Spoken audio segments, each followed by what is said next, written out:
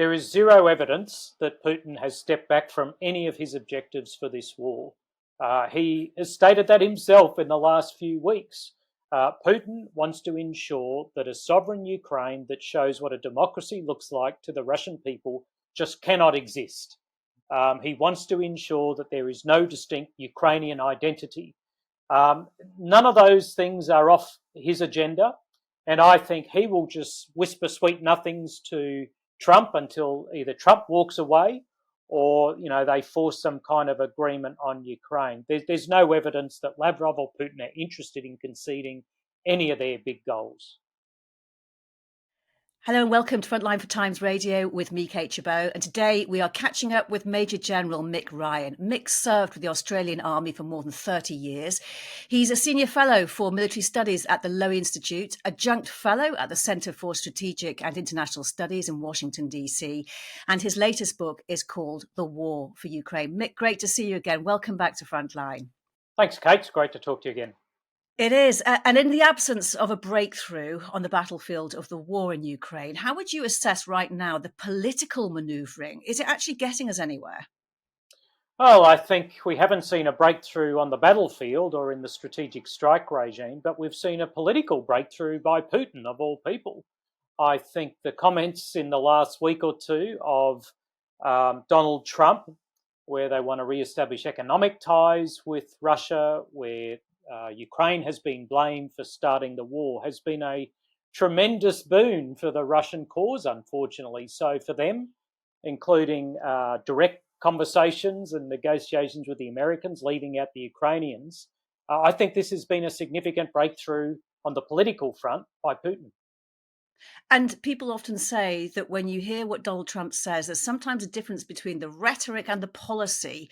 Can you actually identify what that policy is at the moment? Because one of the trains of thought is that he is appeasing Russia and that this is the way it will go.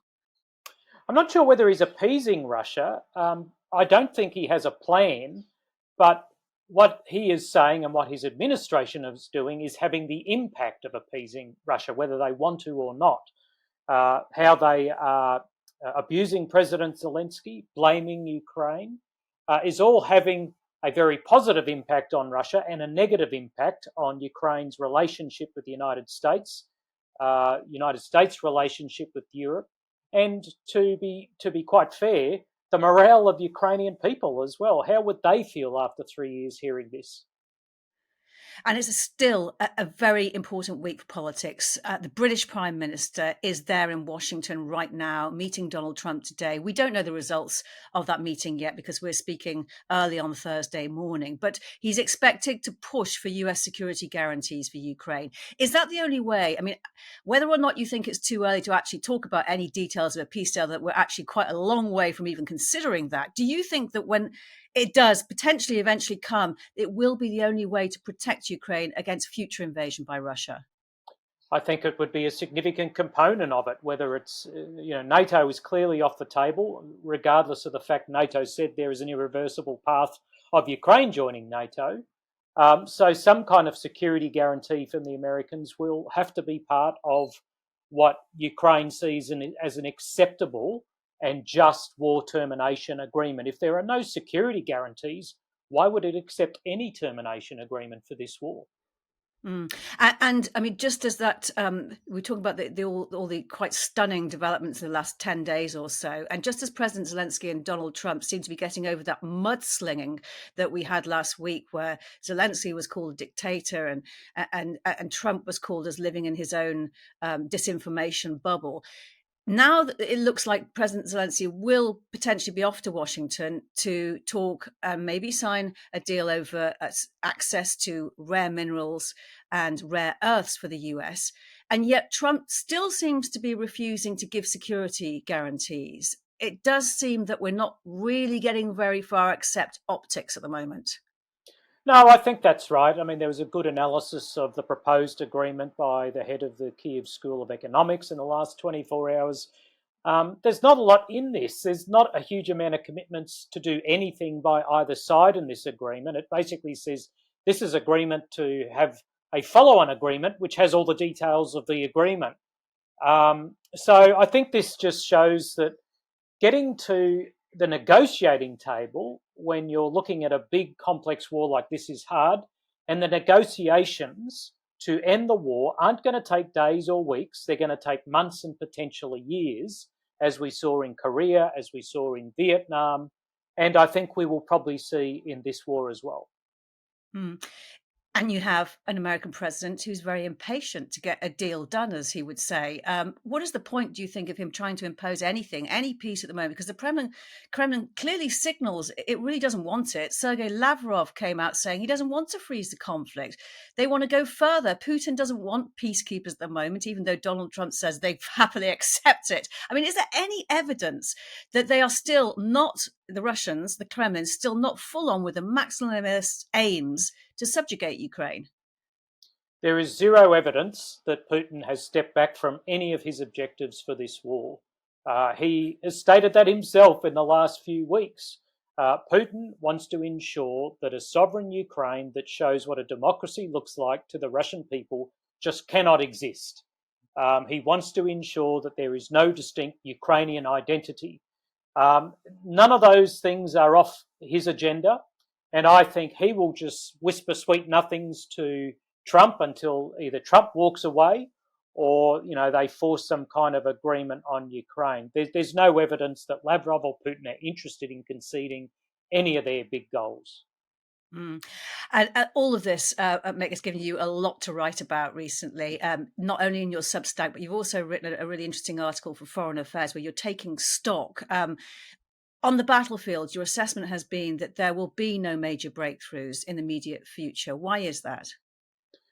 Well, I think the battlefront, notwithstanding the fact that the Russians have taken territory in the last year, they haven't taken a lot, and it's been at enormous cost. And even the Russians can't sustain, between 12 and 1,800 casualties per day as they have been in the last few months. So that will inevitably slow down.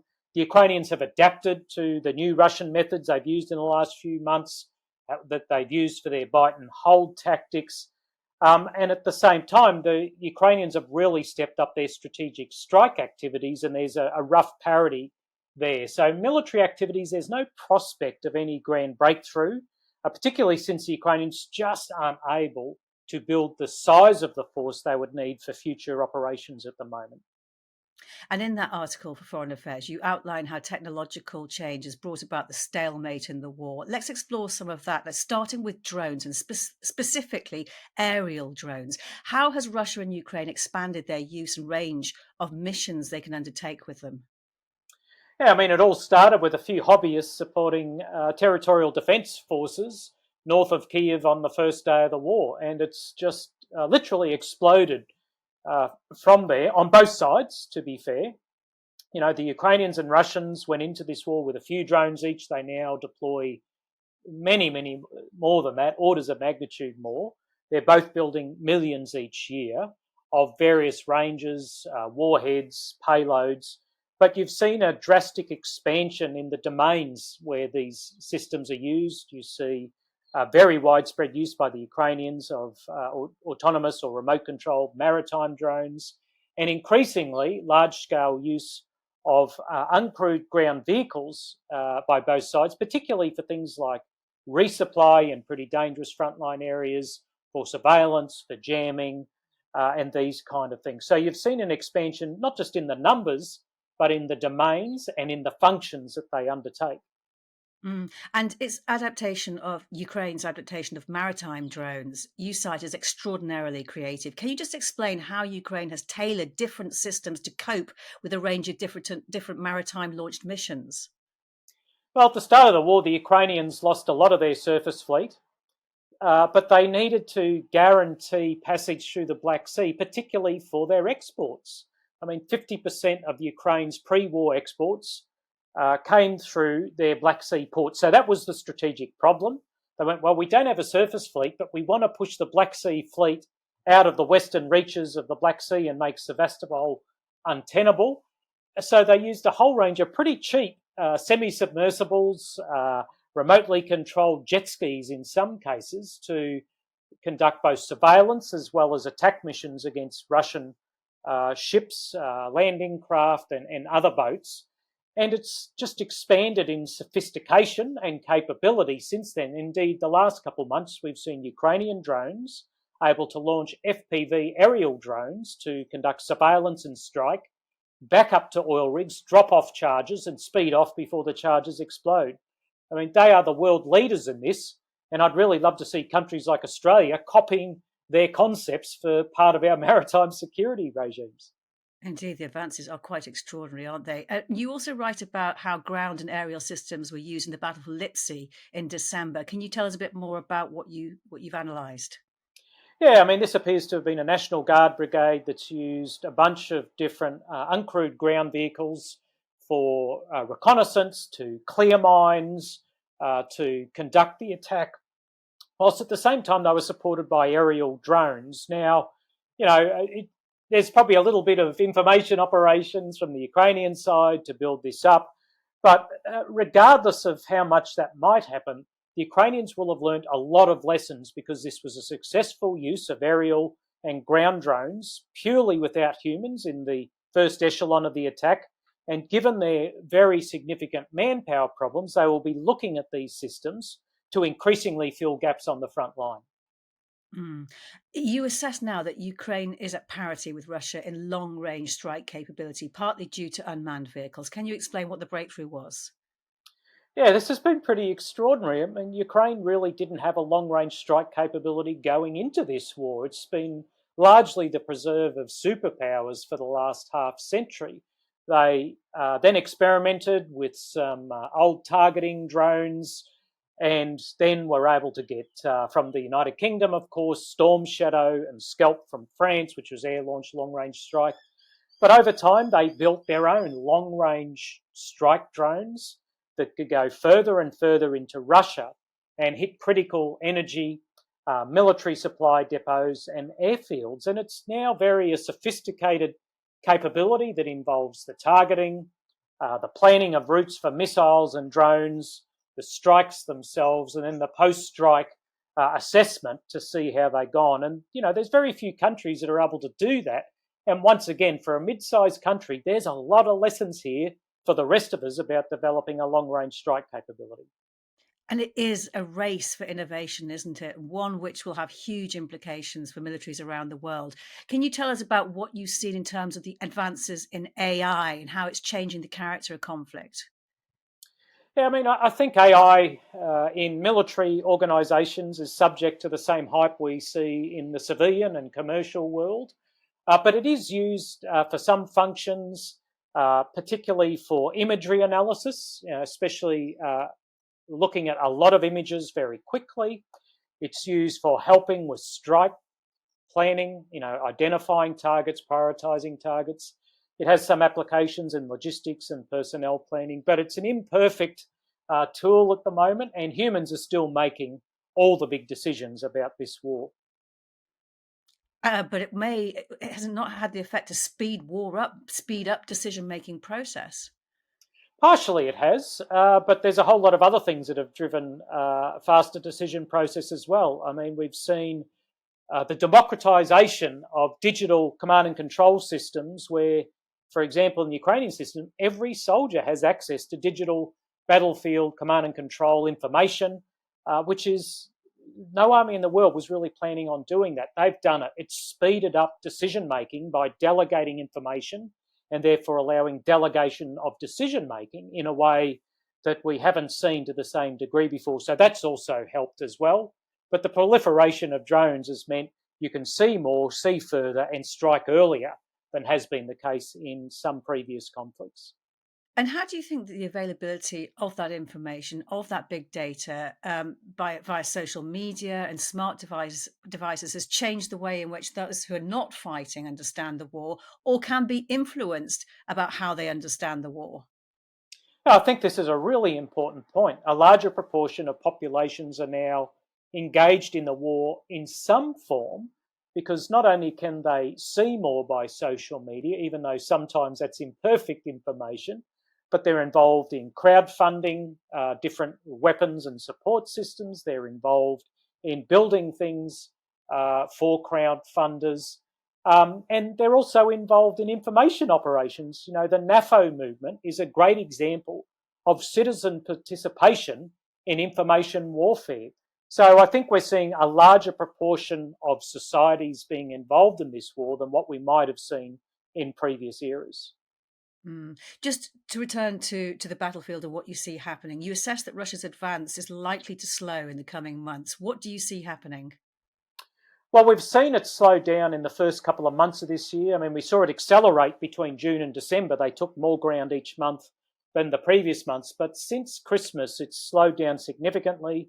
There's a few reasons for that. I mean, the ground didn't freeze in many areas, so that slowed down operations. But you just can't take that many casualties for an infinite period of time. And frankly, you know, Russia really achieved what it sought to do in the last 6 months of last year. It was a little bit about taking ground. It was a little bit about killing Ukrainians. It was a lot about influencing the US presidential campaign and the ideas of President Trump and Vice President Vance. I think they've been successful there. So they'll probably ease off on the battlefield, and they'll put the foot back on the accelerator if they feel they need to influence the political process in Washington, D.C. And to that point, there is a buildup of Russian troops in Belarus. What can you tell us about that and the motivation for having them there? Yeah, it's fascinating because what it gives Putin is a couple of options. He can put pressure on the Ukrainians and ensure that Ukrainians have to maintain a fairly significant force in being in northern Ukraine, but it also puts pressure on Eastern Europe. I mean, that force could potentially turn east and just sit on the border with Poland or something like this, and that would be a significant political and military issue for NATO. So Putin has some options with these forces in Belarus. They may not just be about Ukraine. You were saying earlier about how Russia has succeeded in influencing the US narrative, and that was a primary focus, and it may be easing off on the battlefield because of that success. And we saw this week that the US voted a UN resolution against a UN resolution to condemn Russian aggression and call for the return of Ukrainian territory. It voted with Russia, with North Korea, and Iran against this resolution. How significant do you think that was in terms of the US showing its position? And if, I mean, so far we've seen absolutely no talk from President Trump about any war crimes, no criticism of President Putin for starting the war. In fact, the opposite, that he claimed the Ukrainians started the war. How important is it that, what if the US just lets President Putin off the hook? What do you think the consequences will be way beyond Ukraine? It's shocking stuff. I mean, the UN vote was shocking. I mean, I don't think anyone really expected that. And as tough as the preceding weeks had been for Europe, coming to the conclusion that they now needed to invest more in defence, I think that UN vote was kind of an exclamation mark at the end of that period of time. But it does embolden other leaders. In Europe, you've got to worry a lot about Russia. In the Pacific, we've got to worry about China, North Korea, and Russia. And all of those countries will be emboldened by that vote, and President Xi will be looking at that, and he'll be thinking, okay, this is very interesting. He's watching how the Americans are realigning themselves. He's watching how the Americans are making strategic decisions and why they're making them. And he will probably be making pretty big decisions based on what he's seeing of the American polity at the moment. And in response to that, are you seeing any change in China's posture where you are? Yeah, I mean, the last week we've seen this Chinese naval task force not just sail down the East Australian coast, but undertake live fire exercises while it's doing that. I mean, this is pretty aggressive stuff. It's nothing like freedom of navigation through the South China Sea. Even the Americans don't sit off the Chinese coast and do live fire exercises. They're sending a message. They're sending a message to Australia and Australians. But I also think they're really testing the resolve of the ANZUS alliance, which is Australia and America primarily. The New Zealanders kind of are in and out every now and then. But the Chinese are testing in the wake of what the Americans have done in Europe. Are they still committed in the Pacific? And this is an easy way for them to test American commitment. And what response was there to this? Haven't seen much so far. Even the Australian government appears to have just put its head down, hunkered down, and hoped that storm front passes quickly and it doesn't become an election issue. Clearly, the opposition has brought it up because it has been a fairly supine response so far from the Australian government. I think this has got a little bit to play out yet, and whether it will have an influence on the Australian election, which is due in the next couple of months, remains to be seen. The British Prime Minister, as we said at the start, is in Washington meeting President Trump today. The French president has already been, and President Zelensky is expected. What would you judge as success from any of those meetings? I think first success is not backing down. I think the way to have success against Trump is actually go chest to chest. I mean, he backed down against Canada, he backed down against Mexico, he backed down against Zelensky. So the key here is not backing down in the face of Trumpian threats. So we saw President Macron do a bit of myth busting publicly with Trump. And I'm not suggesting Starmer or others need to do that kind of thing, but I think not backing down is very important in the face of some of the bellicosity we've seen out of the White House. And while the news headlines are preoccupied with the politics, war crimes have and are still being committed. People have had their identities erased, children have been abducted, still missing, re-educated. Ukraine is fighting every day for its survival, but it's also standing up to tyranny and for democracy in a way the West would do well to heed. Yeah, I mean, this is true tyranny. There's over 140,000 recorded war crimes so far, and Bucha and places like that are just the thin edge of the wedge. You see everything from POWs being executed, castrated, torture of 100% of POWs. Professor Jade McGlynn there in England does a lot of research on the treatment of Ukrainian citizens in occupied territories. I mean, there's a huge amount of evidence that this isn't just a military campaign, this is a campaign to eradicate the Ukrainian state and Ukrainian culture. I mean, that kind of fits the definition of genocide, and Putin's been given a free pass on this. Just interested to know, I mean, quite often when President Trump, what people will say about President Trump is that actually he thinks that Ukraine is Europe's problem, and that he's more focused on the Indo-Pacific and the problem with China. How do you see it, and how do Australians see it where you are? Well, Trump's partially right. The US is a global power, and it doesn't spend as much on defence as it did in the Cold War. It can no longer cover the entire globe with massive military forces, so it does have to make tough choices. Now, I don't know that means it has to totally disengage with Europe, but it does have to make choices about priorities. I think in Australia we're pretty complacent, very much like many European countries have been for a few decades. We've stuck our defence spending around 1.9% of GDP. And I think we're in for just as big a shock as many Europeans were eventually. The same principles that Trump used to insist that countries pay more for their own defence will apply equally in the Pacific. And I think that those countries who are spending around the same as what Australia is will come in for similar attention as European countries have. That's not a bad thing, and this has been coming for some time. It's time we all stepped up and played our role in pushing back on tyranny and aggression. Mick Ryan, it's great to speak to you. Thank you very much for your time. Thanks, Kate. You've been watching Frontline for Times Radio with me, Kate Chabot. If you'd like to be the first to get exclusive content, you can sign up for membership with the link below. You can also listen to Times Radio for the latest news or read it on thetimes.com. My thanks to our producer today, Louis Sykes, and to you for watching. Bye for now.